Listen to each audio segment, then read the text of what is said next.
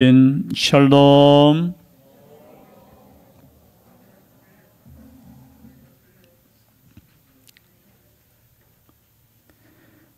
방금 들었던 찬양처럼 우리의 인생은 나그네의 길인 줄 믿습니다.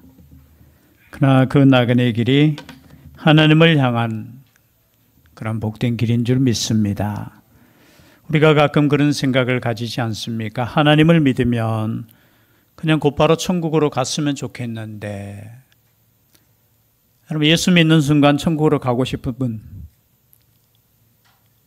손 한번 들어보세요. 야, 우리 목사님 한 번밖에 없습니까? 그래도 예수 믿고 난 뒤에 천국까지는 조금 더 살고 싶지요. 여러분, 우리가 인생 가운데 참 성경에서 말씀하셨듯이 우리가 예수 믿는 순간 그냥 천국 가면은 괜찮을 텐데, 마치 이스라엘 백성들이 그죠? 그 애굽 땅에서 하나님의 능력이라면은 그 60만 명이 문제겠습니까? 200만 명이 문제겠습니까? 그냥 순간 이동을 탁 하면은 가나안 땅에 딱 들어가 있으면 얼마나 좋겠습니까? 그런데 그 길이 아니에요. 40년이라는 인생길을 걷게 하셨다라는 거. 그러나 그 길이 그냥 홀로의 길이 아니고 하나님께서 불기둥, 구름기둥으로 인도하셨다는 거. 그래서 믿음의 길은 광야와 같은 길인 줄 믿습니다. 여러분 이 길을 걸어갈 때 여러분 담대하게 걸어갈 수 있기를 바랍니다. 어떤 상황 속에서도 하나님이 함께 하심을 믿고 믿음으로 살아가는 거예요. 그런데 가끔 우리가 믿음 생활을 하다 보면은 때로는 이런 환난과 오늘 말씀처럼, 오늘은 스무나 교회인데요. 여러분 7교회, 소아시아 지역의 7교회라고 하면은 에베소, 스무나, 버가모 이렇게 순서대로 이렇게 가잖아요. 에베소부터 시작해서, 에베소는 해안가 교회예요. 해안가 지방이고, 또 스무나도 해안가, 그리고 버가모도 해안가, 그리고 두아디아라부터는 이제 해안에서 안쪽으로 들어온 내륙 지방의 도시예요. 그래서 순서대로 이렇게 7교회에 편지를 보내. 여러분 7교회 순서대로 기록한 이유가 무엇일까요? 뭐 여러 가지 이유도 있겠지만 이 편지를 어떻게 해요? 써서 먼저 에베소 교회에서 읽는 거예요. 오늘날처럼 편지 써서 복사 싹 해서 그죠? 한꺼번에 스무나 교회도 보내고 그것이 아니에요. 요한계시록이 기록되고 난 이후에 에베소 교회에 가서 이 에베소 교회의 사자가 이 편지를 그 교회에 읽는 겁니다. 그리고 또 어디에 가서 읽어요? 에베소 읽었으니까 스무나에 가서 또 이 말씀을 또 읽는 거예요. 그래서 7교회를 순서대로 이렇게 기록한 이유는 순서대로 이 편지를 받고 읽고 또 넘겨야 되는 거예요. 어디로? 스무나 교회로 또 넘기고. 그래서 하나님께서 우리에게 주신 말씀이 그죠? 이 말씀처럼, 그래서 어떤 분들은 뭐 7교회에서 7이라는 숫자는 요한계시록의 중요한 숫자죠. 그래서 7세대로 나누는 경우도 있어요. 교회의 역사 가운데 7세대, 첫 번째는 이단들이 있고 이단과 싸우는 영적인 말씀의 전쟁, 그리고 이제 핍박이 있던 시대, 그리고 이렇게 해서 7세대로 나누는 경우도 있어요. 그러나 저희들이 일반적으로 그렇게 하진 않아요. 이 모든 7개의 상황이 사실은 현재 우리 교회의 상황일 수도 있고요. 또 옆에 있는 교회의 상황일 때도 있고, 또 우리 개인적인 믿음의 삶 가운데서도 때로는 우리가 말씀 때문에 이 말씀으로 인하여 고민하고 영적인 싸움을 가질 때도 있고, 때로는 핍박 가운데 우리가 고난을 당할 때도 있고, 또 제일 마지막에 보면은 라오디게아 교회처럼 배부르고 부유한데 실상은 가난하고 영적으로 그저 타락한 교회일 때도 있다라는 것이죠. 그래서 이 말씀을 읽을 때 단순히 에베소 교회만 주시는 말씀이고 단순히 스무나 교회에 주시는 말씀이 아니라 지금 이 땅에 있는 모든 오늘날 현재 우리에게 주시는 하나님의 말씀으로 들을 수 있기를 바랍니다. 그래서 오늘 말씀도 우리가 살펴보면 스무나 교회의 사자에게 편지하라라는 거예요. 여러분 요한계시록은 서신서입니까? 서신서가 아닙니까?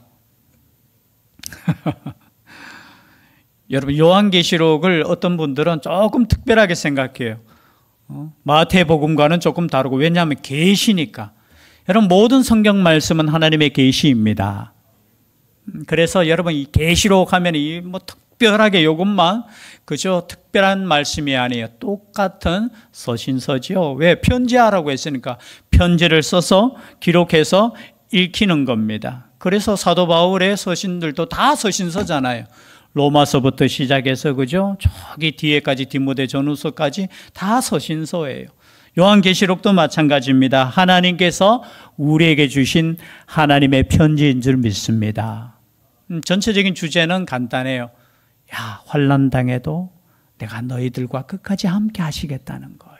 그리고 마침내 승리를 주고 너희들을 천국으로 인도하겠다는 약속의 말씀이라는 겁니다. 그러나 특별히 오늘 소머나 교회의 사자에게 편지하는 내용을 살펴보면요. 사자에게 편지하라. 여기 사자는 누구라고 했습니까? 교회의 지도자라는 거예요. 어떤 분은 이 사자를 유앙겔리온해서 어떻게 해요? 천사로 이렇게 해석할 수도 있어요. 이 단어 자체가 이 천사라는 개념인데 여러분 천사에게 주어진 말씀을 또 천사에게 이렇게 쓰는 건 좀 그렇죠. 여기 사자라는 것은 말라기에 나오는 그 사자와 또 같은 의미죠. 교회의 지도자에게 주시는. 왜 지도자에게 줄까요? 편지. 여러분 대신교회에 오는 편지는 요즘 누구 이름으로 와요? 예, 대신교회라는 이름으로 올 때도 있지만 어떻게 해요? 대신교회 담임 목사님 이렇게 해서 편지들이 와요. 그것은 단순하게 제 개인적으로 오는 편지도 있을 수 있겠지만 거의 대부분이 교회 전체에 보내는 그죠? 편지들이죠. 그래서 이 사자가 어떻게 왜 사자에게 보내? 이 사자가 이 편지를 교회에게 읽어줘야 될 책임이 있는 거예요. 여러분 하나님의 말씀을 선포해야 될 책임이 목회자에게 있는 것처럼 하나님의 말씀을 듣고 또 하나님의 말씀을 선포하는 거예요. 읽어주는 거예요. 그래서 읽어주는데 여러분 에베소 교회에도 우리가 말씀을 나눴지만 그 모습이 조금 더 다릅니다. 주님의 모습이 어떠한 모습이냐. 처음이며 마지막이요 죽었다가 살아나신 이가 이르시되. 주님의 모습이 어떠한 모습입니까? 처음이요 마지막이요. 헬라어로는 알파와 마지막 알파벳이 오메가. 그렇죠? 알파와 오메가 대신. 그런데 앞에 보면은 1장 8절에 보면은 주 하나님이 이르시되 나는 알파와 오메가라. 여러분 여기서 보면 중복이 되죠. 하나님과 예수 그리스도가 지금 같다라는 거예요. 나는 처음이요 마지막이요. 분명 앞에는 하나님께서 나는 알파와 오메가라고 하셨는데 여기에서도 그저 처음이요 마지막이요 죽었다가 살아나시니. 죽었다가 살아나신 이가 누구십니까? 누구셔요? 예수 그리스도. 그분께서 이 서머나 교회의 사자에게 편지하는 것입니다. 그리고 이 서머나 교회의 형편이 어땠느냐? 9절이죠. 함께 다시 한번 읽어볼까요? 9절 시작. 내가 내 환난과 궁핍을 알거니와 실상은 네가 부요한 자니라.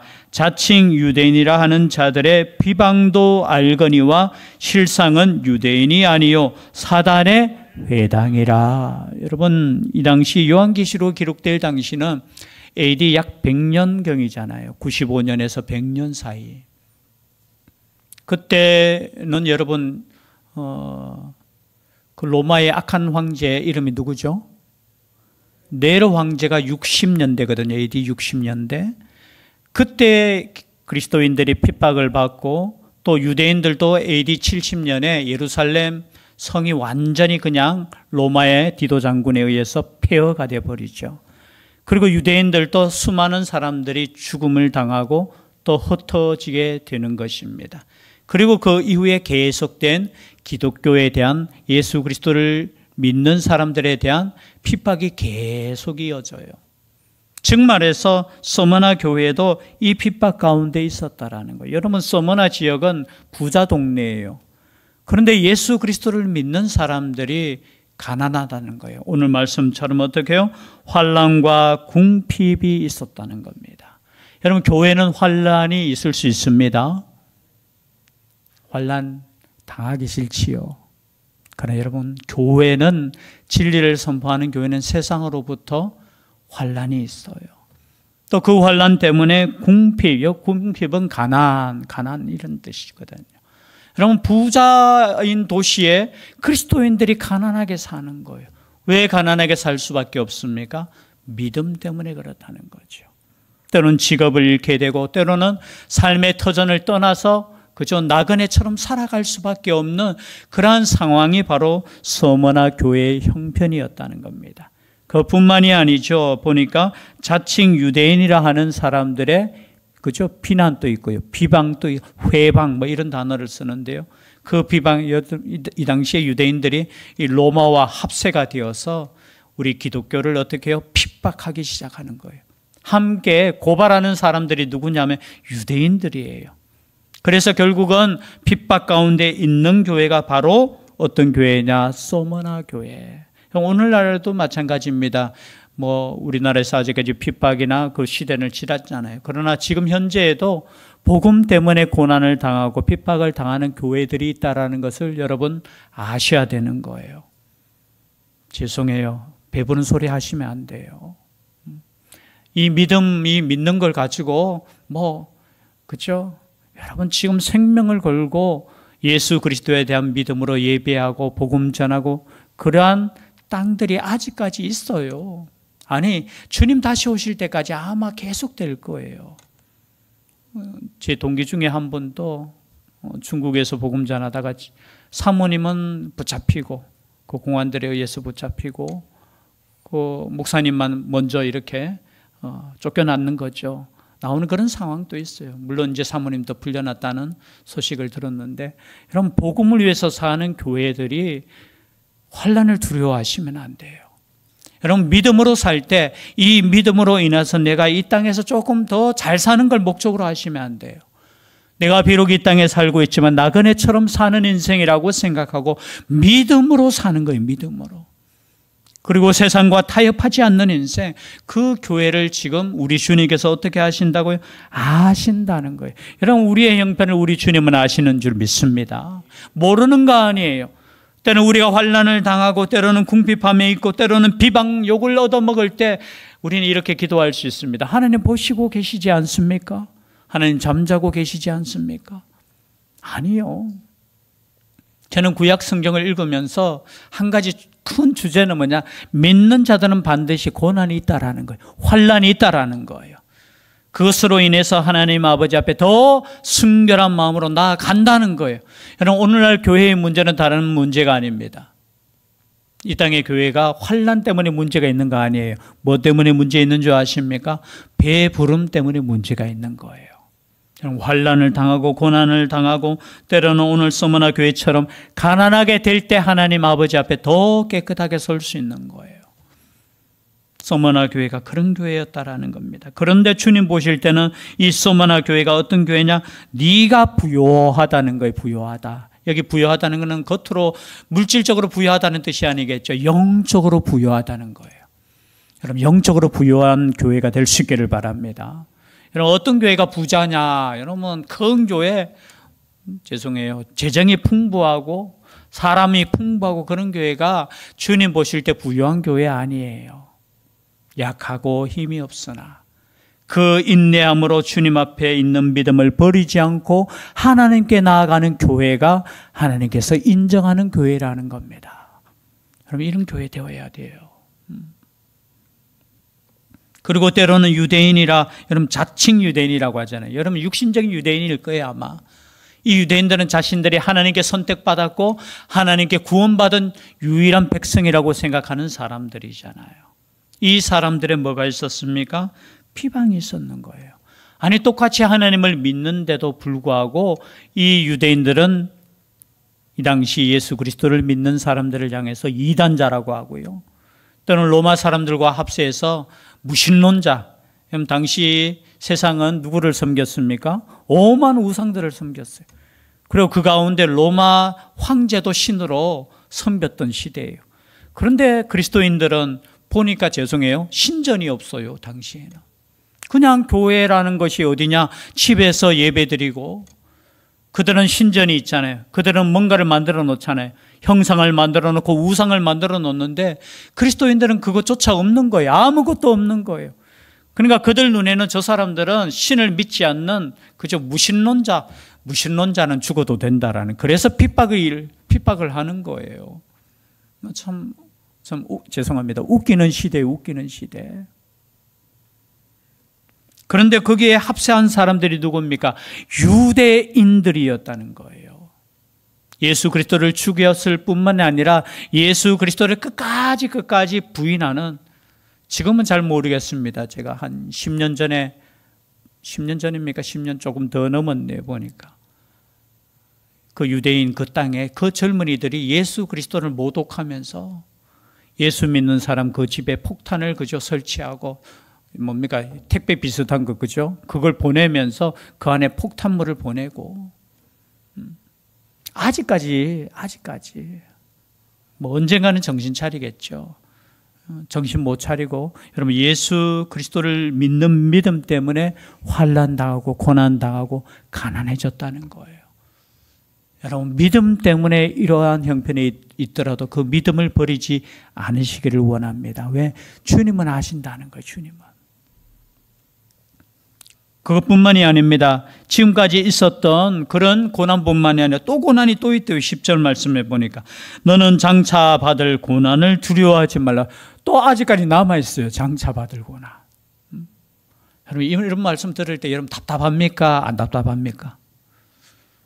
글쎄요. 서머나 교회가 이 말씀을 읽었을 때 얼마나 위로가 되었을까요? 왜 우리는 이렇게 힘들지? 왜 우리는 이렇게 가난하게 살아야 되지? 우리에게 문제가 있는가? 이런 고민을 하고 있을 때 주님께서 편지로 하신 말씀이 내가 다 안다. 그리고 앞으로 장차 받을 고난도 또 있다. 그러나 두려워하지 말라. 볼지어다 마귀가 장차 너희 가운데에서 몇 사람을 옥에 던져 시험을 받게 하리니 너희가 10일 동안 환난을 받으리라. 네가 죽도록 충성하라. 그리하면 내가 생명의 관을 내게 주리라.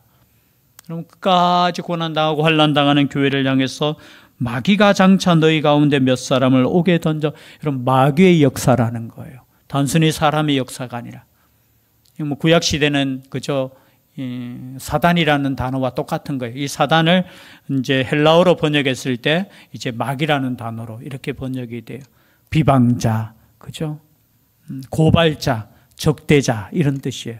여러분 사단 뭐 여기에 보니까 마귀는 하나님을 대적하는 자예요. 그래서 여러분 모든 인간의 하나님의 말씀을 대적하는 것은 영적인 문제예요.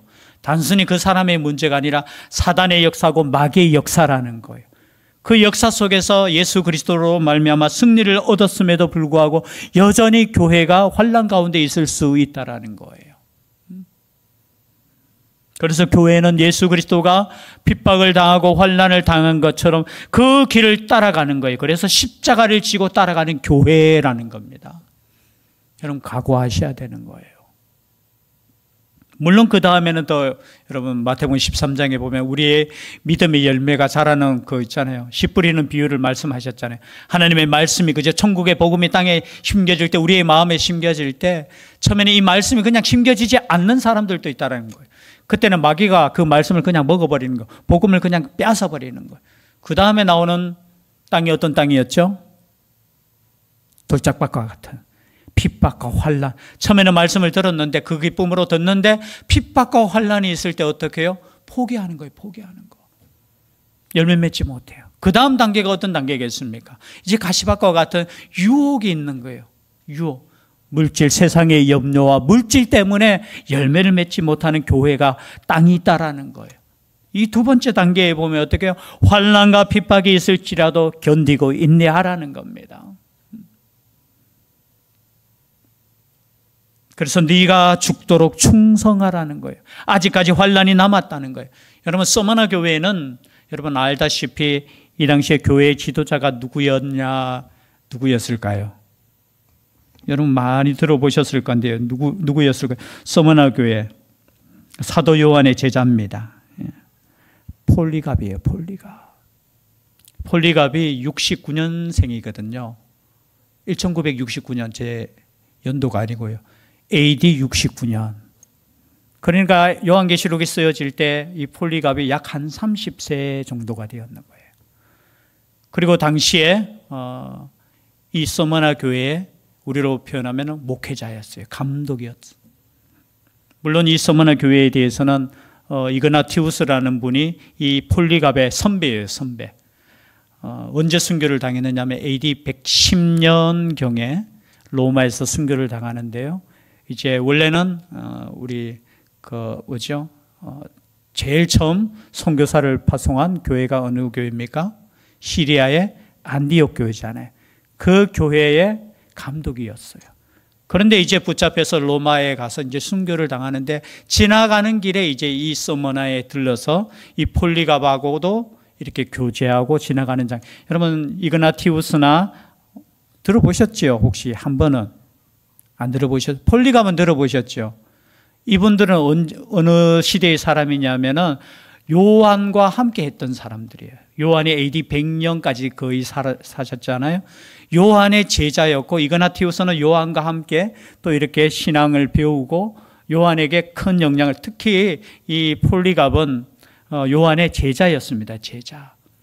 그러니까 그 제자에게 어떻게 보면 이 서신자가 전달되고 이 폴리갑도 결국은 AD 155년경에 순교를 당하게 돼요. 설교 시간에 폴리갑의 순교에 대해서는 많이 그 당시 나이가 85세입니까? 86세 정도에 이 붙잡혀 갈 때, 그죠? 서머나 교회 감독으로서 이렇게 순교를 당할 때, 처음에는 네가 무신론자를 멀리하라고 이제 총독이 기회를 줘요. 기회를 주고, 그리고 또 예수 그리스도를 부인하라고 말해요. 그때 유명한 말을 남겼죠. 85년입니까? 6년 동안 우리 주님께서는 나를 한 번도 그죠? 부인하지 않았는데 내가 어떻게 그렇게 할 수 있느냐 하면서 화형을 당하고 또 불에 또 타 죽지 않으니까 칼로 결국은 순교를 당하는 장면이 기록이 다 되어 있습니다. 이 서머나 교회. 즉 말해서 이 서머나 교회는 오늘 말씀의 예언처럼 순교하는 교회. 그때 폴리갑이 12번째로 순교해요. 그 앞에 벌써 그 서머나에 있던 교회 성도들이 11명이 순교를 당한 뒤였습니다. 이것처럼 이런 믿음을 지키는, 그래서 이 믿음을 오늘 말씀처럼 내가 죽도록 충성하라. 어쩌면 참 부담되는 말씀이잖아요. 이 말씀이 전하는 저도 죽도록 충성하라. 자기는 안 죽으면서.